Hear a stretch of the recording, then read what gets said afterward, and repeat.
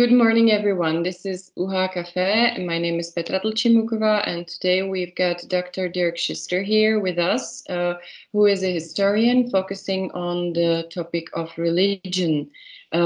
He's based at the University of Vienna, as well as the Danube University of Krems. And he spent last half year studying as a mobility researcher, a specific topic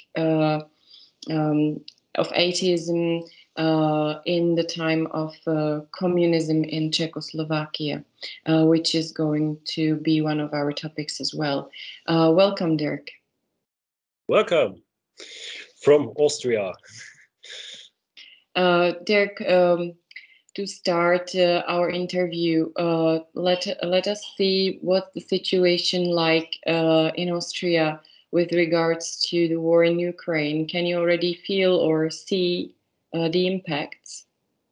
Yes, absolutely. For example, the one example everyone also in the Czech Republic can see at the gas prices or petrol prices. So that's rise and rise again. So, and what's really exciting is for myself is that everyone wants to help. So in the radio stations, you can hear everywhere we collect this one and this one, medical stuff, and so please bring us your this whole stuff you didn't need anymore. So, and we will bring it to Ukraine. So, and there's also a discussion in Austria about the neutrality of Austria. So, should Austria be neutral in the future? Because the chancellor said one important thing, that when you are in Vienna, the Ukraine is closer than Vorarlberg in the west of Austria. So yes, when you think about, so then you have to think about, okay, what should be the next step in the political decision? Should Austria be neutral? So the war is, you can go anywhere, you hear everything about the war and you can see it. So people have blue and yellow flags in their windows and so on. So you can see it everywhere. Yeah. How about those who flee Ukraine? I don't know the correct numbers, but actually there are a lot of people who came to Austria.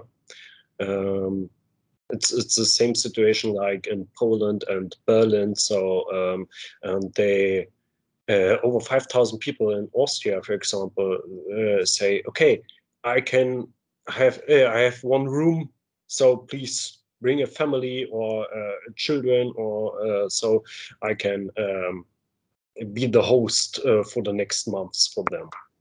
So that's the situation here. Thank you for the insight. But let's switch to your field of expertise. You're an expert in the field of study of religion, an expert in religion. Why is it important, would you say, to study religion from the scientific point of view? Okay, there's a concrete answer. Let's go back to the war.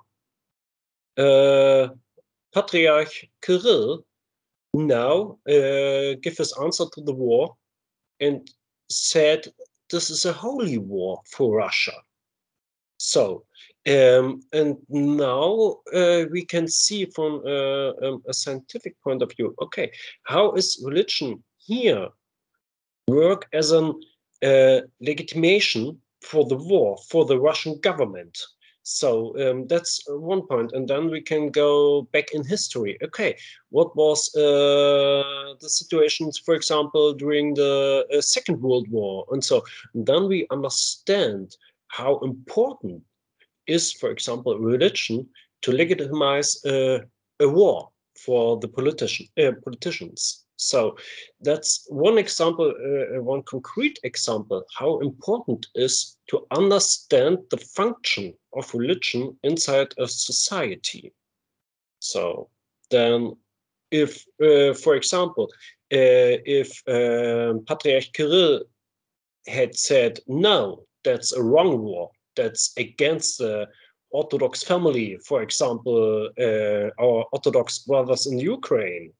So Putin would have a huge problem inside the Russian community, Orthodox community, to legitimize his war. But he know that the Orthodox Church in Russia is very close to the politician in the Kremlin. So, and thus it's a connection who helps each other. So the government helps the Orthodox Church. It's the only really Russian church who is Russian have to be Orthodox. So in this understanding. So, and on the other side, the Orthodox Church can say, okay, if you are Orthodox, you have to be Russian, and this is a holy war, and we have to go to war. So you also see some place for or importance of religion in the current situation, in the current war. Yes, absolutely. So we can see it in the Ukraine. There we have two patriarchs. One who is a member of the Russian Orthodox Church, and one is an autochthon Ukraine Orthodox Church. So there's and both now said, okay, that's a criminal war, that's not the right war. So here we can see that the Russian Orthodox Church in the Ukraine will be independent from the Russian Church in the next weeks and months. So there will no more Russian Orthodox Church in Ukraine. So it will help to rebuild one Ukraine Orthodox Church. And that's very important for the Ukraine people to have this the church behind them. So one church, yeah. And now again, to legitimize the position of this specific discipline, the study of religions as a scientific discipline, let's say, why is this point of view, this perspective, important and relevant in the discussion? Why do we need specialists in the field of study of religions?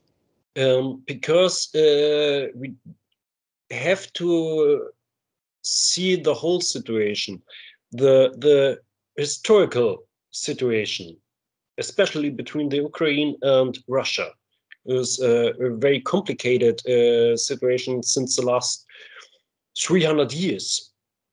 You have to think at the 1920s, when Stalin started, yes, you can say a genocide against the Ukrainian people. And so then you have to bring theoretical perspectives from the sociology inside to understand such the function inside the society.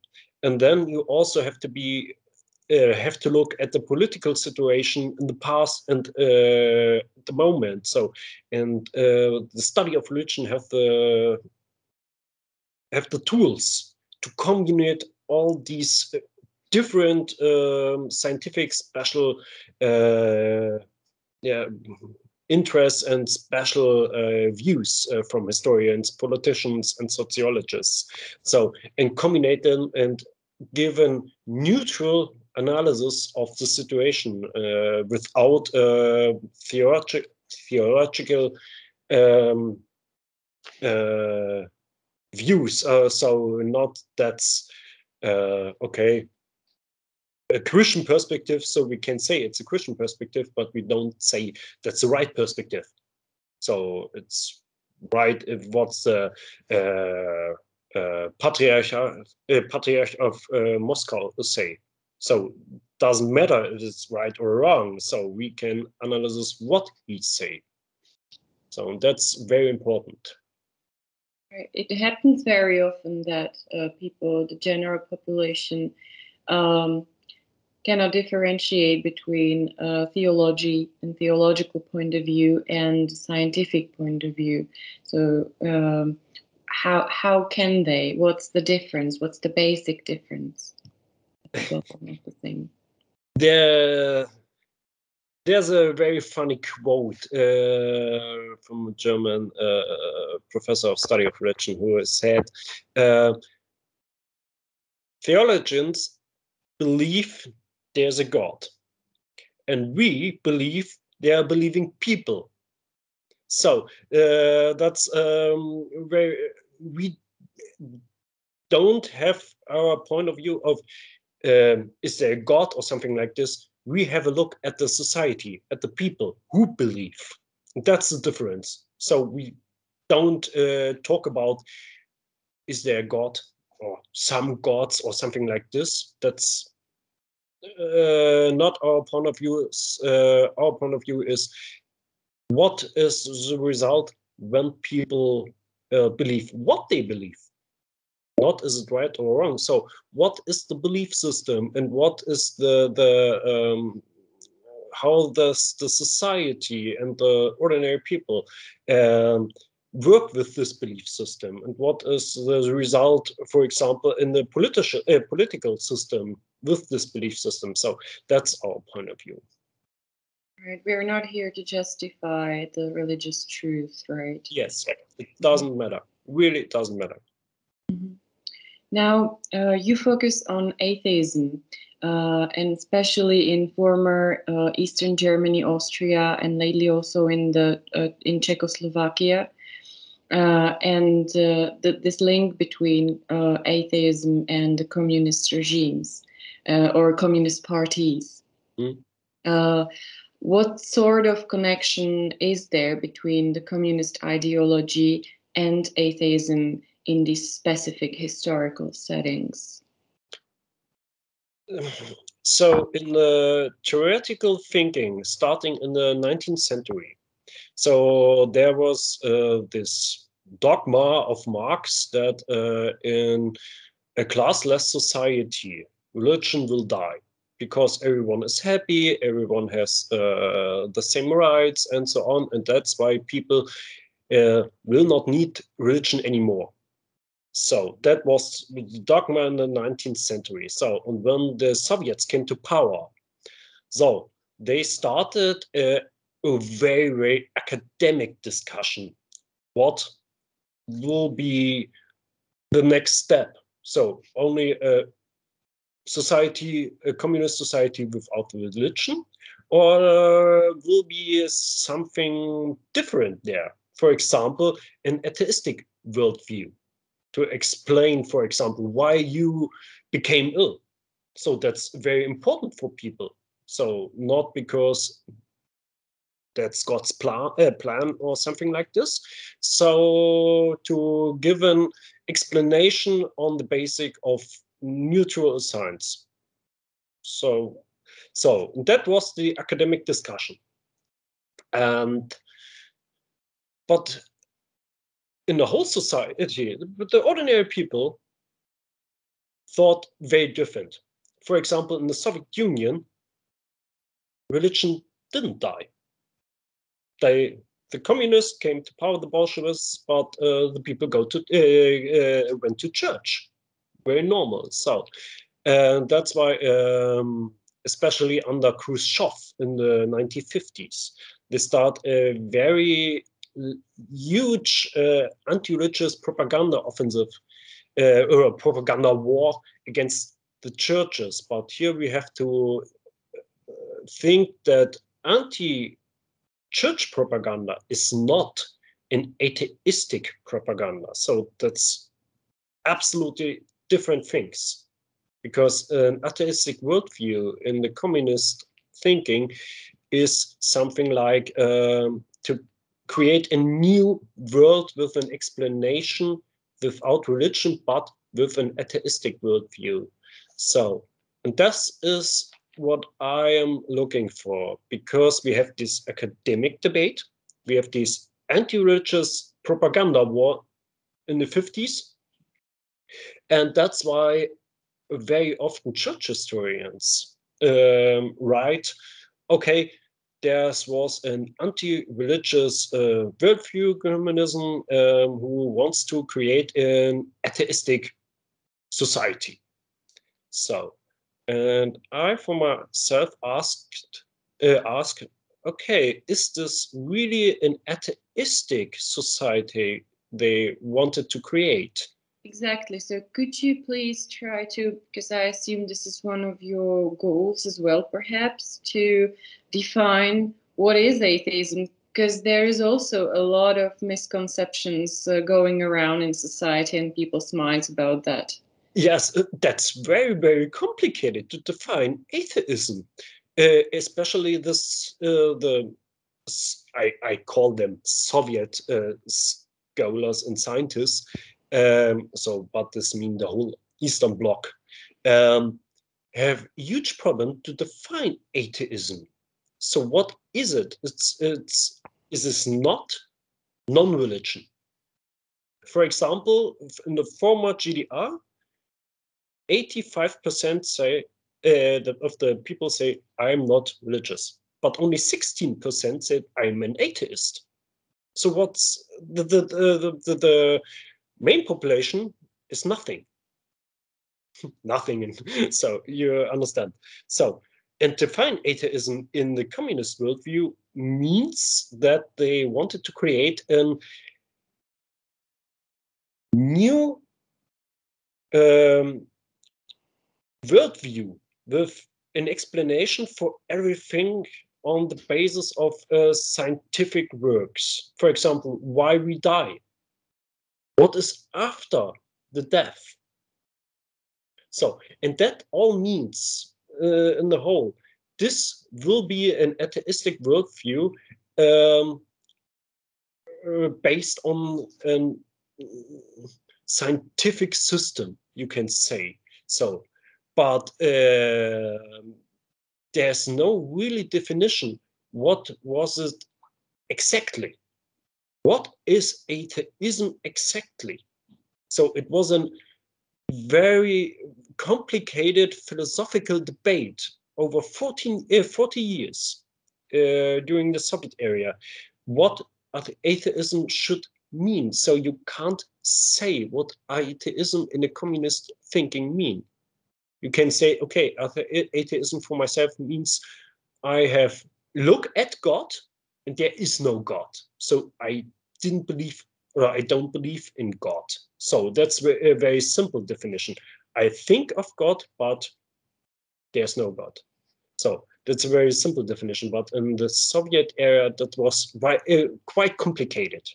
I believe atheists aren't here to, or as I think their reaction would be to what you just said, that they are not here to disprove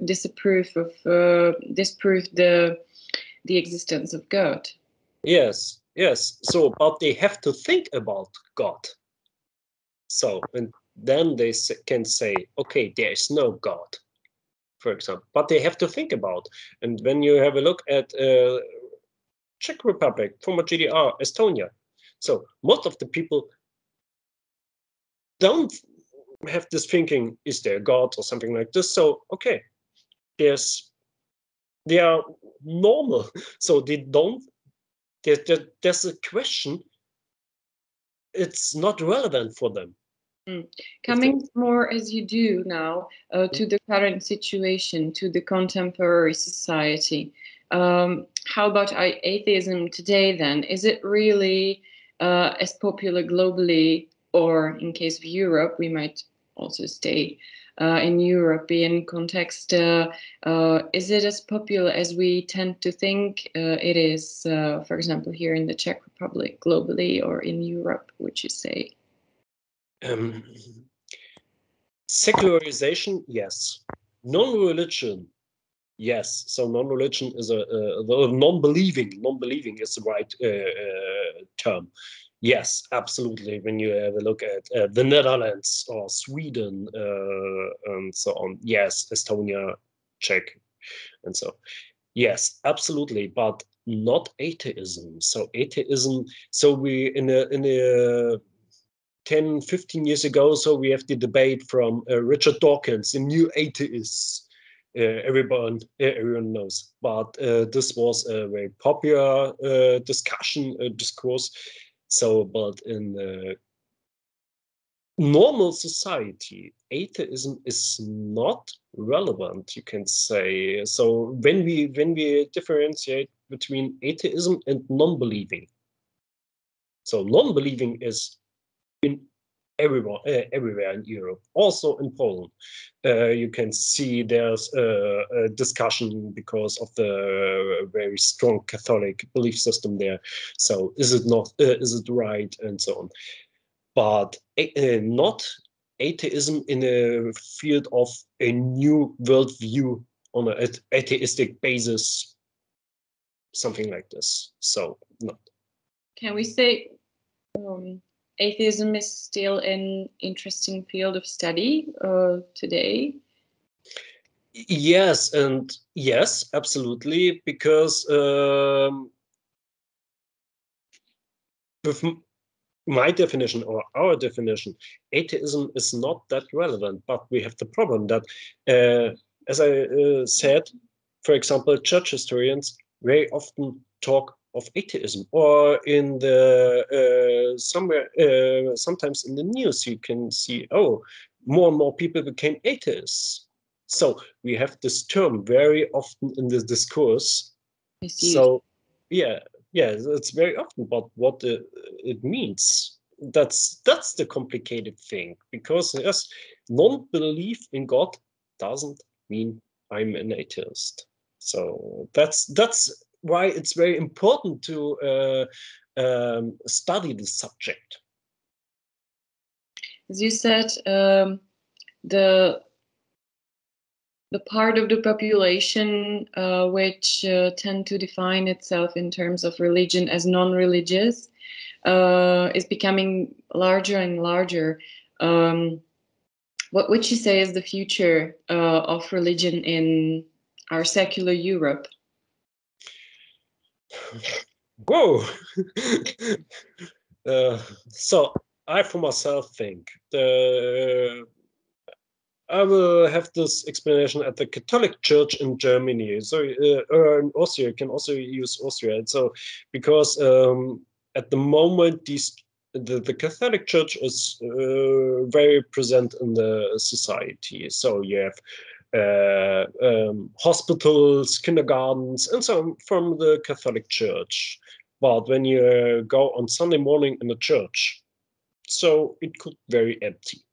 So and I think in the next 30, 40 years, when especially the older will die, so then we have only 10% of nowadays from the Catholic people who really believe, who really engage in kindergartens and something, and the rest will, will become non-believers.